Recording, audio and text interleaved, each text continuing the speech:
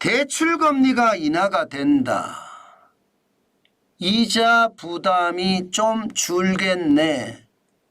당장 말입니다. 영끌족에게는 희소식이죠. 대출금리가 주니까. 그것도 말입니다. 적게 줄지 않습니다. 전월 대비 12월입니다. 2023년 12월입니다. 코픽스 하락폭을 보면 마이너스 0.16%포인트입니다. 이 코픽스라는 게 은행들의 자금 조달 비용 지수거든요. 다시 말해서 은행들이 대출을 해주기 위해서 자금 조달을 하는데 이 비용이 0.16%포인트가 떨어졌다는 뜻이에요. 그러면 조달 비용이 줄어들면 여기다가 가상금리를 붙여서 대출금리가 나가게 되는데 당연히 대출금리는 떨어지겠죠. 당연히 떨어집니다. 지금 현재까지는요. 코픽스가 신규 취급액 기준으로는요. 11월 달까지는 4.0%였습니다. 그런데 12월에는 3.84%로 0.16%포인트가 줄어들었습니다. 뭔가 분위기가 이제 이자가 떨어진다 분위기가 굉장히 강조가 되는 거죠. 이렇게 떨어진 데는요. 여러분 아무래도 은행채 금리가 떨어지기 때문이에요. 은행채 금리라는 것은 대출해지기 위해서 은행들이 채권을 발행하게 되는데 거기 금리가 떨어지니까 아무래도 조달금리가 떨어지는 거죠. 그러니까 전체적으로 코픽스 자금 조달 비용 지수가 떨어지는 거고요. 작년 12월만 하더라도 코픽스가 4.29%였습니다. 굉장했죠. 그런데 이게 11월에 4%까지 올라가더니 12월에는 3.84까지 떨어졌다는 이야기입니다. 그렇지만 여러분 우리가 이거를 보고 안심할 수는 없어요. 왜냐하면 언제든지 다시 올라갈 수 있습니다. 2023년 3월에 3.44까지도 떨어졌던 거거든요.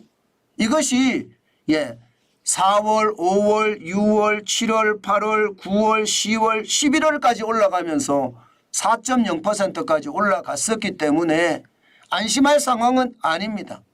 그렇다고 과거처럼 말입니다. 2021년 0.92% 아니면 2020년 12월에 0.90% 그것도 아니면 2021년 3월에 0.84% 이렇게까지 돌아가지는 않습니다. 이렇게까지 돌아가면 얼마나 좋겠습니까?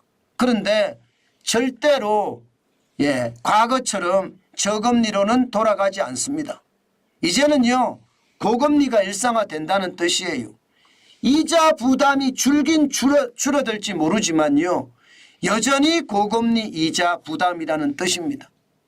그래서인지요 신규 취급액 기준은 떨어지는데요 잔액 기준은 별로 안 떨어집니다.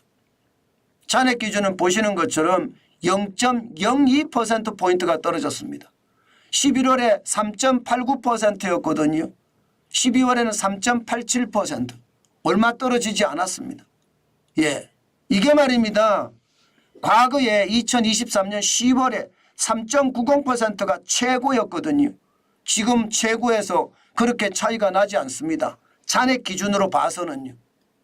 이것도 마찬가지로 과거처럼 1%나 1.34% 내외로는 절대 가지 않습니다. 2020년 12월에 1.17%였죠.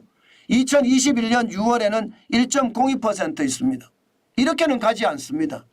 이 말은 뒤집어서 말하면 여전히 고금리는 간다. 이것이 현실이다. 이렇게 생각을 합니다. 물론 떨어지긴 떨어집니다. 실질적으로 보면 말입니다. 주택담보대출 변동금리 당연히 조금씩 떨어집니다. 변동형 주택담보대출 하단이 4.01%입니다. 이거는 떨어졌어요. 상단은 6.23%입니다. 이건 조금 올라갔습니다. 이건 조금 올라갔어요. 전세자금대출도 마찬가지입니다. 하단이 3.81% 이건 떨어졌습니다. 그러나 상단은 5.91% 약간 올라갔습니다. 오늘부터 아마 적용이 될 겁니다. 11월 코픽스 취급 기준액이 3.84였으니까 아마 그게 적용이 돼서 오늘부터 적용이 되지 않을까 그렇게 생각은 하거든요. 중요한 것은 여러분 이게 앞으로도 쉽게 변하지 않을 거라는 사실입니다. 예, 이게 많이 떨어질 거다. 이자가 많이 떨어질 거다. 이런 예측들이 많이 나오는 것도 사실입니다. 그렇지만 한미 금리 역전이 2%입니다. 미국이 금리를 내린다고 우리가 같이 따라 내릴 수 있느냐? 이거 쉽지 않아요. 굉장히 어렵습니다. 미국이 내린다고 우리가 같이 따라 내릴 수 있으면 얼마나 좋겠습니까? 그런데 미국이 내린다고 우리가 따라 내리기는 굉장히 어렵습니다. 물론 지금까지는 윤석열 정부의 외교 정책이 조금 남달랐습니다. 그래서 영향을 많이 안 받았어요. 그러나 앞으로는 또 모를 일이죠. 언제 어느 때 어떤 일이 터질지 모르기 때문에 저는 한미 금리 역전이 2%포인트 폭이라고 하면 아마 말입니다. 2번 내릴 때 1번 내리는 정도가 되지 않을까 그렇게는 생각합니다. 그렇다면 미국은 원래 시장에서는 6번 내린다고 하지만 미국의 중앙은행은 3번 내린다고 했잖아요. 그럼 우리는 어떻게 내릴까요? 우리는 아마 1번을 내릴까 말까 1번 내릴까 그렇게 생각합니다. 시장에서도 그렇게 생각하고요. 그렇기 때문에 여러분 반드시 이자가 금방 내린다 이렇게는 생각 안 했으면 좋겠습니다. 그러면 연끌족은 어떻게 해야 되느냐?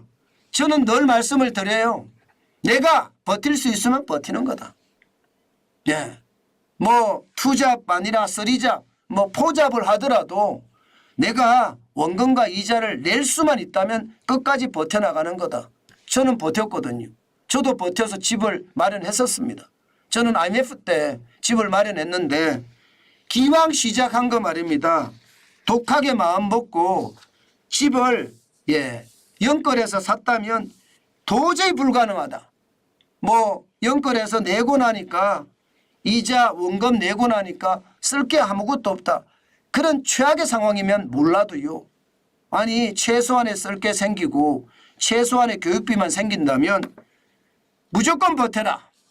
힘을 가지고 버티다 보면 결국은 부자가 되는 시기도 온다. 저는 그 말씀 반드시 말씀을 드릴게요. 집이 있다면요. 저는 버티는 게 맞아요. 그러면 그 집이 결국은 내 집이 되거든요. 그런데 집을 가지고 있다가 팔잖아요. 그러면 그 실망감도 굉장히 크고요. 충격도 큽니다. 반드시 말입니다. 기왕 내가 산 집이라면 온 힘을 다해서 투잡이든 쓰리잡이든 뛰면서 버텨나가는 것 저는 중요하다고 봅니다.